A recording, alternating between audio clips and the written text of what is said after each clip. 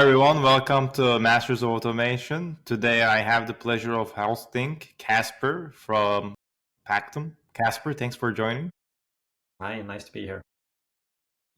So first of all, thanks to Jake for helping me organize this episode. I wanted to go right into it. I mean, you have a stellar career for starting the E-Residency program in Estonia, and now Pactum, and you've just closed your funding round and really revolutionizing the negotiations with AI. So I have some questions there, but before we dive into all that stuff, um, what was Casper like before everything began? I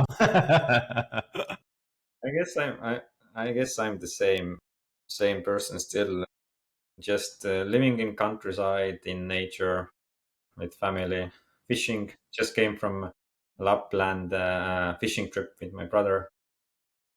4 days of heavy fishing. I don't know which was more difficult, being 4 days with my brother or 4 days of fishing, but exhausted today and always having in mind kind of realize that the university or something that we can shape the world around us as we want to, that the world around us is being built by someone not smarter than we are. It's just quite hectic and random, so we can just imagine where and how it could be and then just try to change it. And quite often, if you're persistent, it may work. Yeah, and I think especially before, for example, you got started with the residency program. What were you up to? Like, you were in school, and then you were like thinking about a way that we need to change things here. What was your what was your trigger? Of course, the trigger there was that government asked the question, what if we have 10 million e-Estonians by 2025, so by end of next year? And asked the question and then I took this as a scholarship from government and started to kind of build it out. And honestly, like through time, you understand to some vision of, okay, we could have governments digitally without borders. Okay, this could be the use case, and okay, this could be eventually will lead to the future of nation states, of borderless nations, nation as a service, and this builds up. Like, of course, there are some entrepreneurs with really eureka moments in their lives, but for me, it's mostly through work you get this vision and you adapt and you improve the vision. So as you work on it, you start seeing the areas Yeah, where yeah. of And later you can be smart as about how you had this idea from day one, but but usually it grows and it builds together with you. and now it's a massive initiative. And I've been exploring about the residency program as well. Actually, a year back, just on how the program is set up, and it enabled a lot of entrepreneurship in Europe. It enabled a lot of it removed the barriers of entry. I think for a lot of people. What were some of your while you were working on it, like you said, right? Like keep seeing the areas of opportunity. What led you to see the the light to Pactum while you're looking at those opportunities? Plus, together with the two other founders, my older brother Christian and friend Martin, who brought the topic of negotiations to our table. And for me, negotiations was like, I knew it happens, but I didn't know much about that. But we went into science first. We went into science and realized how much value is left untapped because we are bad in negotiations. And then we realized negotiations are happening everywhere. And it was like this Matrix Neo moment when things turn to green. And when you see that, oh, my kids are negotiating with me. Oh, I need to negotiate with wife who takes the, I don't know, child on Thursday, right? Oh, I need to negotiate with the hiring, with clients, with sales. Like, and negotiation should happen everywhere. And there's so much value if you understand that you can create value to the other side by just try to understand what they like, try to extend terms, and then get something in return, get better contract and better terms in return. And when we realize this, that they are happening everywhere and people are bad in that, then the question is only whether AI can solve it. And of course it was before the ChatGPT era, like few years before we started that. Then chatbot type of interfaces weren't too sexy, right? So it was like more support system. But our bet was on chatbots and AI to be an independent agent to do negotiations for humans. And 5 years later, it seems that it wasn't a bad bet. Yeah, and I like how you said like negotiation is everywhere in life, like even at home to you, like at work to different verticals as well. How do you see the like the first uses of the platform, especially when it comes to like AI could negotiate and then maybe decide at the end, reach out to a decision. How does that decision tree look like from the perspective of AI? And then one day I see the contract, I'm like, oh wait, AI negotiated this well and signed on it too.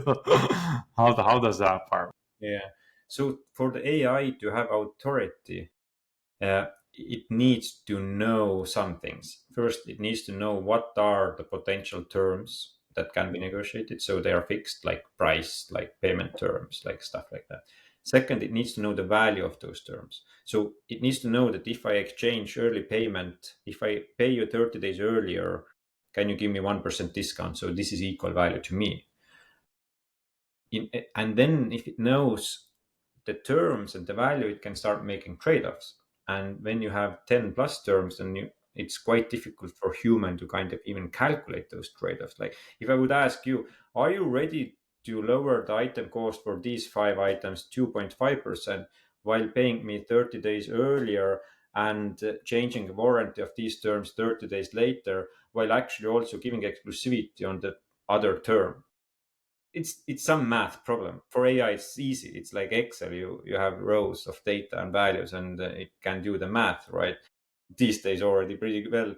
And then the third element is, okay, AI knows terms, AI knows value. Now we need to exchange information, and the email is not the best way to do it because it's too open-ended. Discussion can go to random things, and so and it takes time. So chat was our bet there, and structured chat, so that some parts of the chat, it's all structured. It goes through introducing themselves. The AI says hello to you. It asks your preferences. Then it goes to terms, etc. And some parts are then open-ended, and you can do offers. And so three main elements there. And the AI, the flow, as you asked, is that usually we try to increase the pie. So first, after introductions of what's going on, then we try to ask supplier preferences, where the supplier wants to grow, what problems they have, and then offer these terms to them. And in return, then people want to offer something in back. And then we ask these things in return what we want. What was the toughest negotiation that you've seen AI do? AI toughest negotiation. Our Pactum AI is executed is in mass negotiations where there are very repetitive negotiations. That is more easier to automate when we are here Masters of Automation podcast. It's like things that happen regularly is potential to automate. If it's one-off peak thing, then you better do it once by humans, right? And so our product applies to these cases, but of course we have had cases where there have been like contracts worth of tens of millions, and that the AI goes and negotiates and gets some better deals. Then it becomes very valuable if the like contract is very large, and then in a way that it removes the step of like having an accountant and a lawyer reading and then trying to figure out like what are the certain terminology is and identifying those areas and then keep pushing for the benefit of the company. Is that like how you're seeing the Their their platform? their AI can assist humans. Mhm. When it comes to AI, it doesn't have that human intuitive mind still of knowing about terms that haven't been discussed before or agreed before. So their AI can suggest negotiation strategies for humans and stuff. Where Pactum AI and where automation makes sense are in occasions that happen like hundreds and thousands of times annually. Requisitions, purchase requisitions, like contract renewals with 20,000 suppliers, big sourcing events that happen every day to buy the same stuff or every month or every week. And these type of negotiations, competitive ones with logistics truck lanes, Maersk needs to have tens of thousands of them every month because prices are changing. But when it comes to M&A deal between Meta and another Snapchat, then you wouldn't send Pactum AI negotiation to do that price negotiation. Then it's complex of teams and humans needed today. Mm-hmm. Now that makes a lot of sense. In the future, where both sides of the parties in the negotiation table use Pactum or an AI agent to engage in a continuous negotiation, is that kind of the future that you see as the like product evolve and as actually industry evolve as well? Because both sides of the party adopt an AI agent. Yes, and this is very interesting, and there are different interfaces for that. But definitely, what we see is that first, people and businesses start to realize that big part of their sales is done by AI bots. That AI bots are buying stuff from them, like it can be Alexa who buys dog food from a dog food shop, because it became a trendy thing that Alexa discovered that, hey, your dog doesn't have any food left because dog has eaten already 20 times, and last time you purchased the 25 times, so it's 5 times left, so we need to order. Hey, do you know that? And then when this becomes practice, then Alexa becomes the buyer for that dog food company. And then basically the dog food company needs to adapt their sales channels so that Alexa could easily order this food, right? To go to their website and log in and do users is very human thing to do. So they need most likely some API connection between Alexa to sell this dog food. So, and then basically negotiation starts happening there as well. Hey, Alexa can ask, can I order X? What's the price then? And the API should enable to do that. And then basically it's a API to API connection negotiation. And you as a dog owner don't care at all. You have given budget and authority to Alexa that please feed my dog. You have 100 euros monthly. And then Alexa can go and source best dog food and get best discounts for your dog, right? And you don't care. You don't need to put time there. And so this definitely can and will happen sooner or later, to have additional AI as a sales channel for both sides. And then websites and different parties need to adapt to this. And we have already seen that also at Pactum for the first desires. How do you see the AI transparency layer evolve over time? Like, for example, speaking of Alexa, South Park, in one of their episodes, did an experiment a few years back, and in the episode, Eric Cartman was saying, "Alexa, go ahead and order me 10,000 toilet papers." So the case was everyone's Alexa at home got activated and then placed an order for 10,000 toilet papers, including mine, because I was watching the episode as well. And then it went ahead and then it was placing the order and I canceled it. It's a true story. How do you see that AI transparency layer evolve so that we see full clarity of like the decisions that the AI agent makes and also the trackability to build the guardrails? Yeah, yeah. And with every new technology, it first strikes to places where we couldn't imagine it, right? We couldn't imagine that in South Park they order that. And these things happen, and then we react to that, and then we build on top of that, right?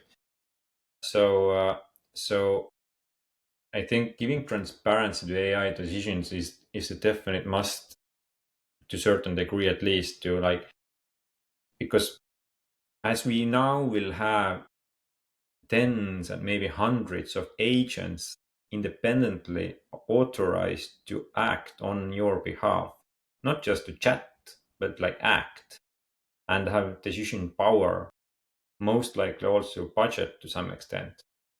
And then yes, human needs to understand where it money is spent, what is done. But I don't see a problem for that. We just need some interfaces, and mostly it will be controlling the UI through limits, to trade-offs, train your agents to act better for you, give feedback to the agent, and and this is what our clients are doing also. Our clients that you can read from, I don't know, what you can read from web is like Walmarts of the world. Their users, their buyers are giving limits and input to our AI agents to do the work that they would do otherwise. So basically, so every person becomes like a manager of hundreds of agents that coexist with you now at their workspace. So the work changes, like that you need to now, instead of doing yourself, you train and you put limits and thresholds to AI agents to act on your behalf. And that's fascinating because it really empowers us. You can you can do much more with much less time. And it enables knowledge as well, because not everyone is trained to be a great and or fierce negotiator. So, like in different contexts, if I'm able to choose my risk appetite, my budget, and like the risks that I am willing to take in the negotiation table, like even a poker game, I think that really enables and democratizes access to the negotiating power on the table. Exactly. And sometimes just like there's so much in life that we need to do, like, and you don't have time to deal with everything. And so, which means that if you're a good person, if you're good strategically, and you're successful, you're prioritizing your tasks all the time. You do the 80/20, you do these tasks that matter the most. And then your wife is upset because door is not still fixed for a month. But the door is not my top priority, right? But someone needs to reach out to, I don't know, door fixers, negotiate the price, ask them to come here and fix the fucking door, right? And we have so much with our animals, with our schools, with work, with children, with our personal life, with sports, that all the time needs something that also not just chats, but sometimes has authority and budget and to do stuff. So it's not only skills of negotiation, it's just helping us as human beings to cope with our lives that are so complex these days. It's like it's also time element to it. It's like who's going to drop the kids to school today, and then two AI agents start to negotiate. You can have some quality time and wine with your wife and husband, right? And the AIs are dealing with who takes the children part. That'd be awesome. That'd be awesome. Maybe it would save some marriages. Maybe, yeah, exactly. So I'm curious. So Jake mentioned that you are an Ironman, or you're preparing for an Ironman. No, Jake has done some good sales job. Yes, all you great. In all honesty, it was Ironman 73, which means that this is half of the Ironman. So I'm half Iron. That's still some part iron is good.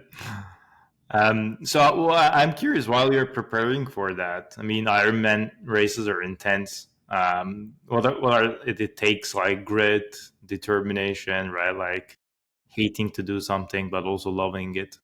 What are some things that feel similar in entrepreneurship and being an Ironman? Oh, it's a good question. It's a good LinkedIn post. It's a good LinkedIn post. These days, everyone posts things on LinkedIn. Like, trying to connect the dots somehow. Yeah.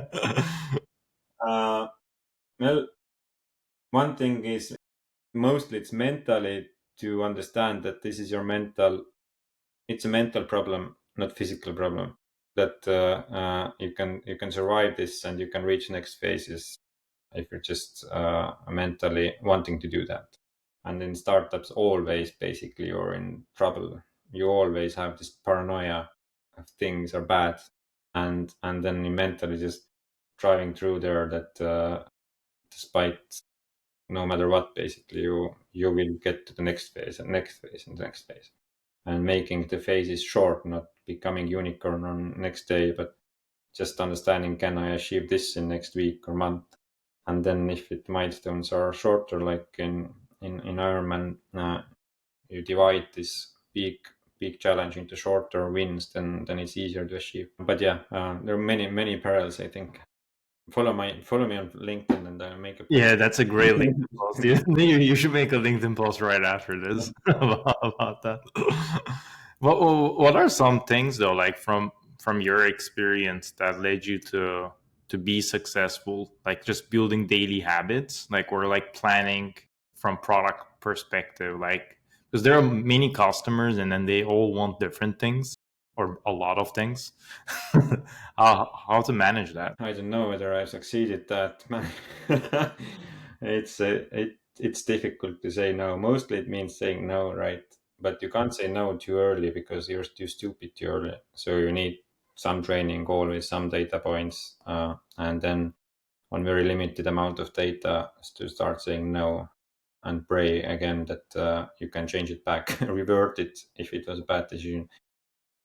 But I guess quick decision making, saying no, learning, adapting, is the same kind of small wins. Going back to small wins, like making bigger milestones through smaller wins, and then trying to appreciate these smaller wins in private and business. And then have the ability, I think what you said is they have the ability to make a decision, but also have the room to make more decisions, and like with flexibility, Yeah, or I as a guess startup.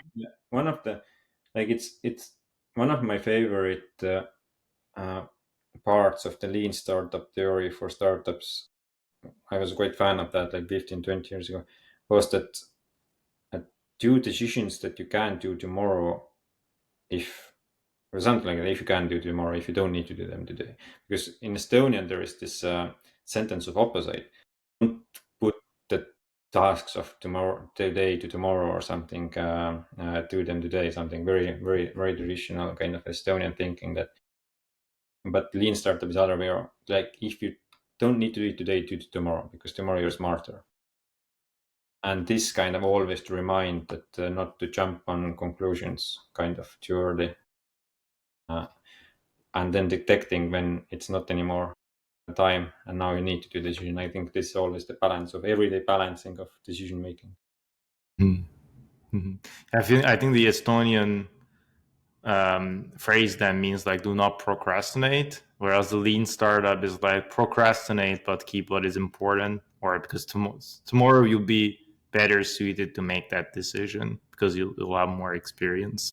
Because many decisions don't need to be made today. Many decisions can be postponed at least a day, if not months, sometimes weeks or months. Mhm. Well, what are some decisions that you would say you're postponing today? No, many. Like in work, let's say, postponing the decision, when are we going to double down in direct logistics negotiations use case? Like when we are building out big team for that, we have success stories with clients. Do I need to do that decision today? No, I can do it tomorrow at least, because our sales leads in that space are not that far yet. And after a week, we are so much smarter how the product can be part of our standard product portfolio, how the product, what are the leads, what market tells us, what features we need to build, what we already now have after that week. So all of this in a week time, I'm much smarter. But I'm asked today, before this, I had a meeting and I was asked a date. And I said that I don't tell the date today. I don't need to date the date. I can say the date some weeks later. So let's come back and telling the date some weeks later when we actually need to tell. Taking the right moment. And I thought at one point you were looking at the door and then you were going to say the door. I need to fix the doors. Door now. Of course. Then most likely, if I'm fixing, it's already too late. Marriage can be broken before, so these decisions can't be postponed anymore. But it's an interesting point because building, like having the use case and then having the customer success stories and then building the product for it, especially in negotiation and then different verticals, as quite a large impact. Like I think there's negotiations in HR as well, right? Like there's negotiations in manufacturing to trading to even healthcare, like insurance providers negotiating. What is the number one thing right now that you are deciding today that, okay, this is the thing we're doubling down on? Yeah. So we have, like you said, we started also from HR negotiations to sales negotiations. Hiring negotiations was very cool. So we have tried different things. Even tried to. We had a panel with the president of Estonia and Jan Tallinn about government to government negotiations about I don't know, CO2 emissions between trades or something like that. So Brexit negotiation. But we have doubled down now into procurement negotiations and ICP. Ideal customer profile is a manufacturing client who has lots of C parts, lots of parts they use in production. So this is for the direct use case, the products they purchase for themselves to build something for a production line. And then in indirect products they use for themselves, like, I don't know, IT services or laundry services or whatever, HR service. Then this is indirect in procurement, and for indirect we have three use cases: the sourcing events, the purchases, so single off purchases, and renewal of contracts. Even this, and then of course after that comes logistics direct use case, retail direct. So it's a pipeline roadmap of different uses that come after that. But it's interesting to find kind of when do you stop narrowing down the business and when you start extending it again. Because so far throughout 5 years we have only narrowed down, always become more focused.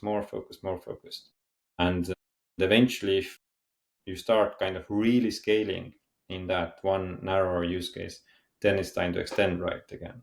But it's very kind of difficult because narrowing means basically saying no in hope that your product becomes better tomorrow than right, in hope that there are more customers in narrow focus and more revenue earned there than saying no at the moment to other opportunities. And this is very difficult because there are obviously with growth companies lots of revenue expectations from investors and everyone, and then saying no to revenue, it's difficult. Mm-hmm. And I think that's like some of the parts of slippery slope parts of the lean startup, because in lean startup it's like keep narrowing down on one niche and then like dominate that market or that niche and then grow and expand. But then there's like with your type of product, with like negotiations, like you said, it's everywhere, right? Like, and then there's the opportunity cost of which one to focus on.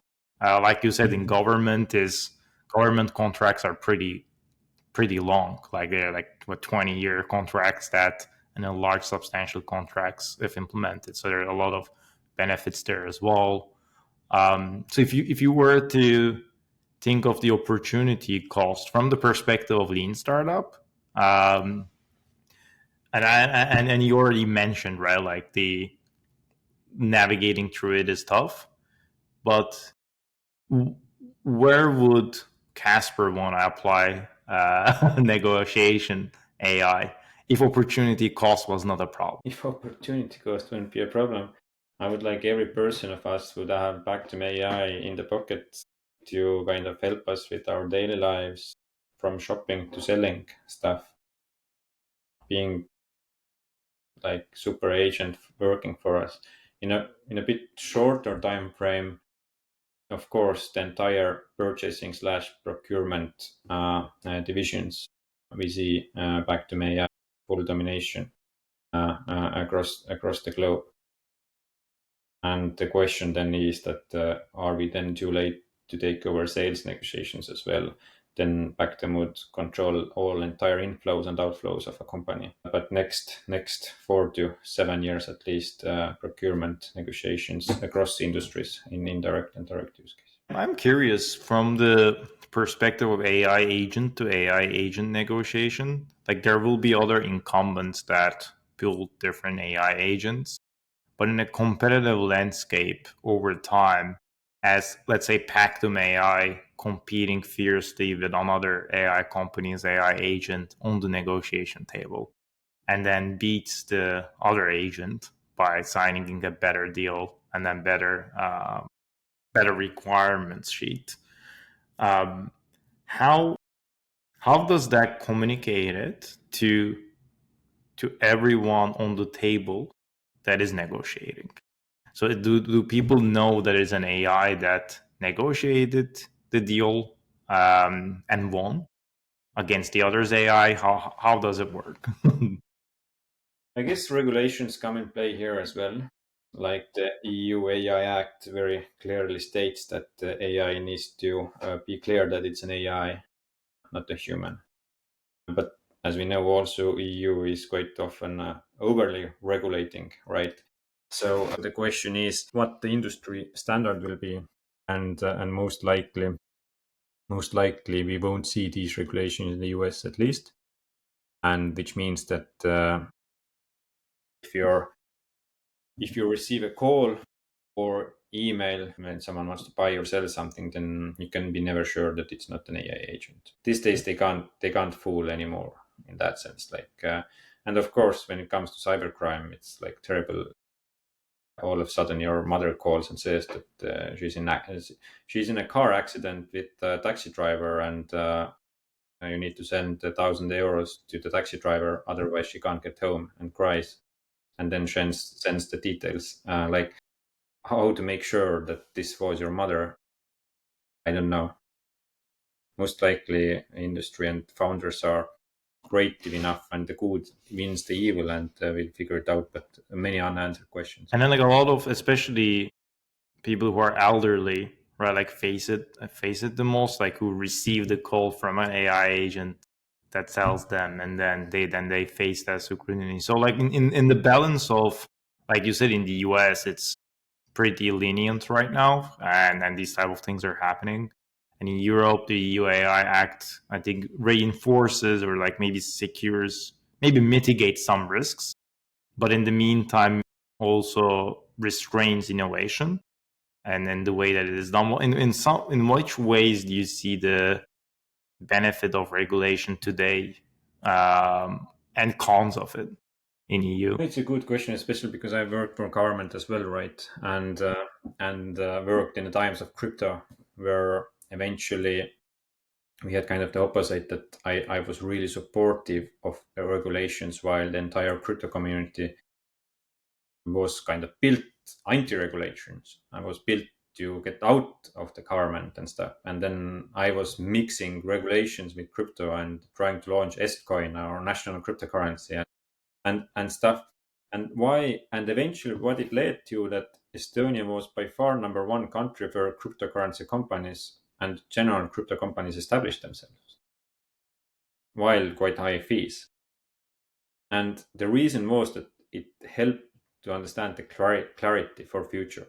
If I do something X today, can I go to prison because it's not regulated yet?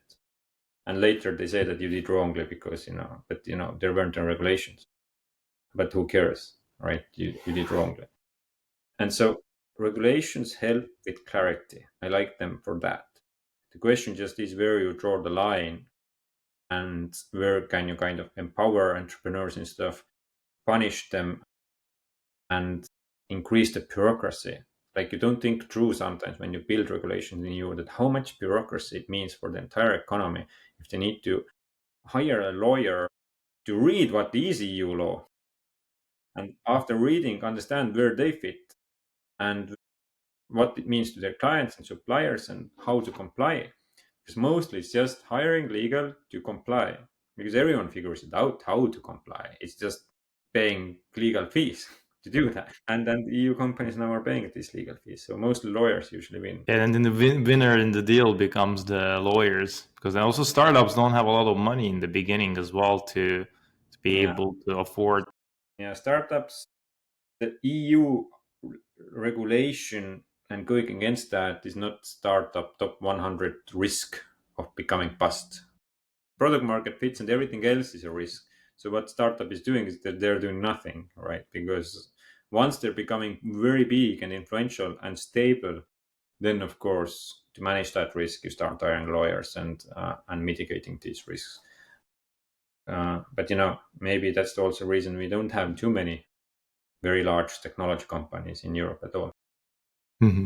Yeah, that could be the prohibiting factor of starting something new, because the beginning costs are also too high, but also adopting new technology, building the transparency layer of what happened, why happened is huge. And I think in what were some of the things that you learned from crypto times, especially also including the regulation, that now you see is repeating or not repeating in the AI world? Very good question. I haven't even thought about that.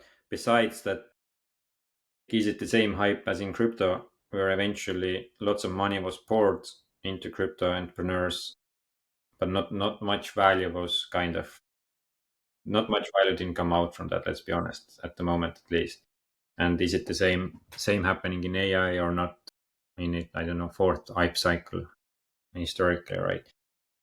So far, all the hype cycles I think have paid off through time. It just takes 20, 30 years.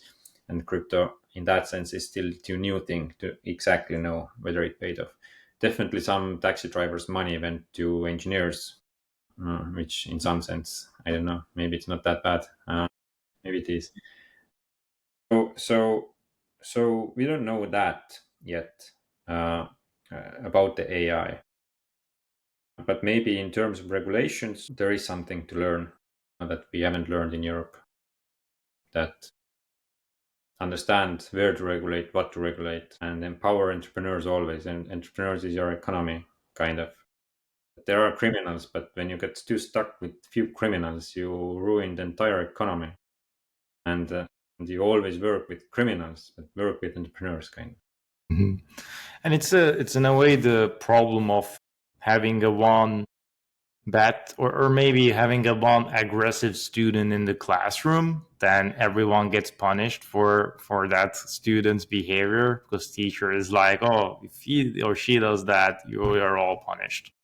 So it's so in a way that there's that aspect coming in. And I think in crypto, there's the interesting part as well, like other than the wallets that are inaccessible, right? Like how much money in it, and then their transactions, cold wallets. The the transactions that happen were public, right? We were able to still see what's going on in the chain. But with AI, I think there's still room of the black boxes, right? Like how does it decide what it decides, and then how did it get predicted? And then there are a lot of different AI models at least. Um, so I think that part is quite interesting, especially in relation to open source versus closed source as well. What are some of your thoughts around like an open AI type of a model versus more on how Meta is doing? I mean, Meta is not open source, but they gave their model out. Meta is more open source than OpenAI, most likely. Yes. But there are many influencers for me personally when I'm thinking about regulations and very bad scenarios of our lives through AI. Kind of one of them definitely from one end is our first investor Jan Tallinn, founding engineer of Skype, who has been doing research in the fields of singularity kind of for 20 years. So nothing new for him. Only thing is that in the community of scientists in this domain, the expected time when things crash for humans is not postponed, but is coming sooner and sooner through time, which usually is not happening with predictions.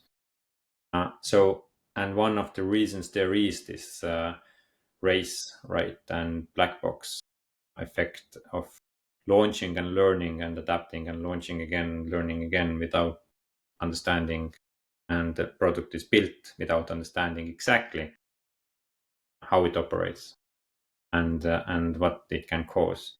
And launching now that as an open platform for everyone to try things out, the things we can reflect in tens or maybe it's after some decades or maybe some say some weeks time kind of what's the effect of this. So people who are afraid of these things can be laughed at, most likely throughout time if things don't go bad.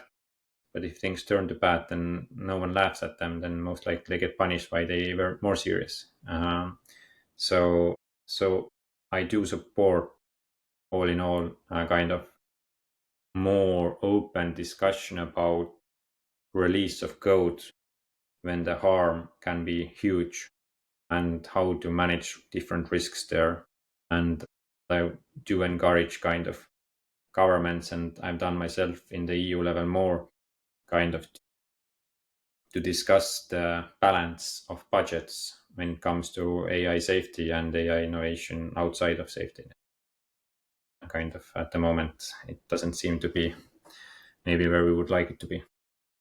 Absolutely. And I think especially similar thing happened in social media as well before crypto, and then it had its own goods and the bads. I wanted to ask you, because Pactum AI developed the 4-level negotiation intelligence framework. Can you elaborate like how those 4 levels are? And then the other part is how did you come up with the four layers? Yes.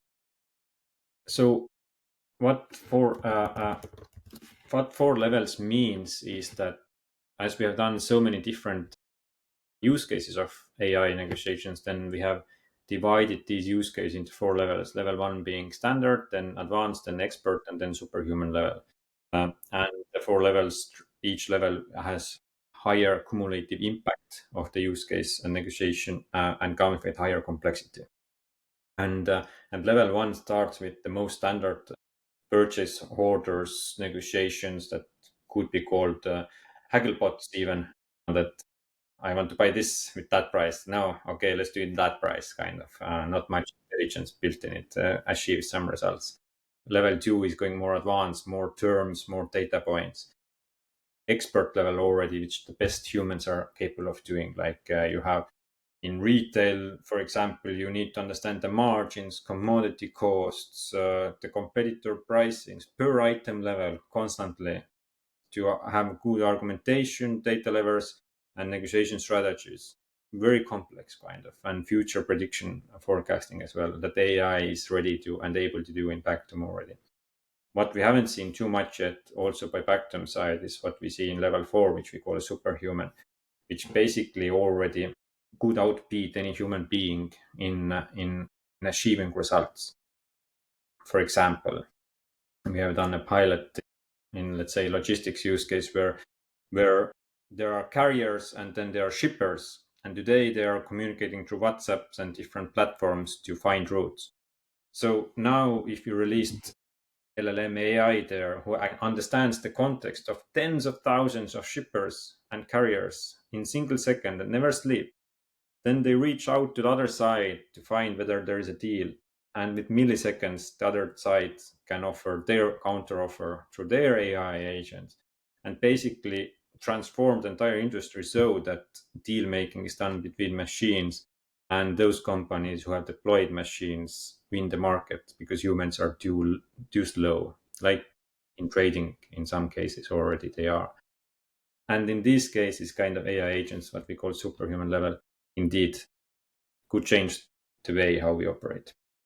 Mm-hmm. And it brings so much competitive advantage, like to your point, right? Like they can easily turn into duopolies or monopolies by getting the market share because they're able to negotiate the best price for the best deal and keep being in profit. Yeah, that's very interesting. So the last part of the podcast, I will ask a few questions if you're okay with it, and then small questions, and then you can just hit me back on whatever comes to your mind. So, what was your favorite book in your childhood, and then what's your favorite book now, and how they're different? Childhood favorite book and now favorite book. Uh, I think my childhood favorite book. I need to think. Give me a second. My childhood favorite book was about two bacteria in our mouth who built houses on our teeth. And then they had a great time, lots of sweet candies and stuff until they went to a doctor and repaired all the teeth. So it was my favorite book I read end to end, and I loved it. And it was great because it told me that I need to brush my teeth. Well, what was is it like a book for child in Estonia? Is it like something that? Yes, it's Estonian children book, but I'm not sure whether it's translated or it's original Estonian. I need to Google that a bit. And what about now? What book has been keeping you busy these days? Yes. So my favorite book from last week's has been published by Gardner. It's called "When Machines Become Customers," exactly on the same topic what we discussed here. So whoever is interested to read it, and you can reach me out, and I might find some copies. If not, then go to Google and find it. It's from Don Shape and Treff. But when machines become customers, and it tells the story of this future where we need to adapt our businesses and lives for the new kind of channel and start to learn to coexist with bots digitally. So coexist model with digital Yes. machines, essentially, right? Yes. That's interesting. The second question that I have is, what was one advice that stood out to you from a mentor that like it became the golden phrase? One that we agreed with our co-founders was that in this startup we will not do any mistakes. Yeah. It is. It's something good to strive for. That's awesome. And I think the last question that I have is, um, where do you think people are not building AI? Like, where is it missing that you'd use for everyday life? Not negotiations or like ChatGPT style, but more on Well, something that's up. I'm a huge fan of governments and nation states, and one day most likely will go back to them because it's so much more difficult to build innovation and technology in governments because of all the procurement reasons and because people don't want it because it's risk and you don't get votes if you do things people don't like. So no one does these things. So it's built into the governments that they are not progressive. And but if you don't care about your votes, or if you have some time to try things out, then it's such a great playground for innovation because it, first of all, it matters. The entire society is dependent on so many services from government. And so AI definitely is part of that kind of how to engage with governments, even in with ChatGPT as a government, how to detect viruses, how to do preventive medicine, how to do smart taxation, immigration, all of this kind of that today are handled to few people with few advisors who build decisions based on their next elections is kind of a place where AI needs to find a place to disrupt the market. I really love that. Like even in basic things, like I want to renew my driver's license or apply for immigration or apply for, I don't know, like home buying process. All like even those operational stuff. Like there's always a human agent somewhere sitting on Oh, top of there, fortunately, you need to come to Estonia because for driver license, you get the notification that you need to renew them in 2 months. If you click there, then you need to verify that this picture is still correct, their address is still correct. You sign digitally, and then next day license is delivered to you. Oh, wow. Yeah. So and all the other public services as well. So from taxation, one click, e-prescription, no click. So all of this is already so advanced that no humans are hired to do anything. But this is not even AI. This is just automation of government services and data exchange kind of. But AI building advanced and smart layer on top of that now, with that massive amount of data that it has access to. This is definitely to bet, but it's difficult innovation.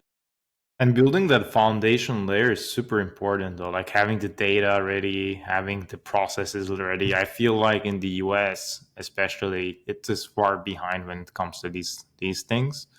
Yeah, it's so scattered and distributed, and humans have uh, so many things that they're afraid of. And if you're afraid of, then you don't allow politicians to do that work for you. Start with, I don't know, national security number or whatever.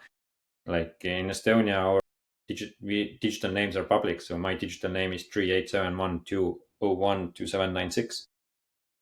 It's like Casper, but computers understand numbers better, right? So basically, and through that number, they can offer me services. And they know who I am. I have digital identity, a unique name. And then they can offer. And that's why I can do driver license, because driver license agency checked my data from another agency, checked my photograph by passport agency, checked my address in population registry. I gave the allowance to do that. And then basically I don't need to do anything. They just exchange that data. And to do that, you need digital name, and it starts from that. And it's a long story, and for another podcast most likely. But this is where we need to start also in the US if you actually want government service. That's a great point.